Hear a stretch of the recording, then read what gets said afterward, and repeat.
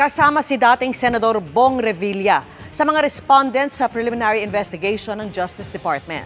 Kaugnay po yan sa isang ghost flood control project sa Bulacan. At nakatutok si Sandra Aguinaldo. 3 linggo matapos idetalye ni dating DPWH Undersecretary Roberto Bernardo ang umunay pagde-deliver niya ng pera kay dating Senador Bong Revilla, sinabi ng Department of Justice na kasama na si Revilla sa respondent sa preliminary investigation nila sa Ghost Flood Control Project sa Bulacan.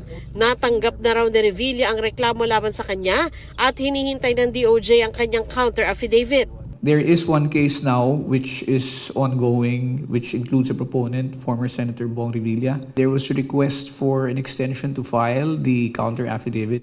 Ang reklamo raw kay Revilla ay kaugnay sa proyekto sa Bulacan na kinasasangkutan din ng kontratistang Sims Construction. Bago nito, inirekomenda ng Independent Commission on Infrastructure sa Office of the Ombudsman ang criminal prosecution kabilang na ang plunder laban kay Revilla at iba pa. Sinubukan naming kunan ng pahayag ang kampo ni Revilla pero wala pa silang tugon. Sa isang naunang pahayag, itinanggi ni Revilla ang paratang na sangkot siya sa maanamalyang proyekto. Hindi rin umano hiningi ng ICI ang kanyang panig kahit pa handa naman daw si Revilla na humarap sa komisyon.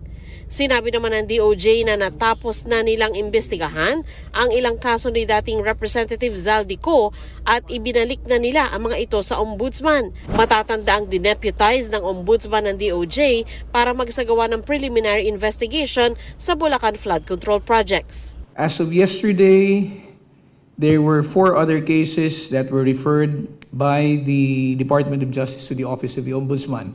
This include ghost projects and plunder cases which were filed against former Congressman Zaldico.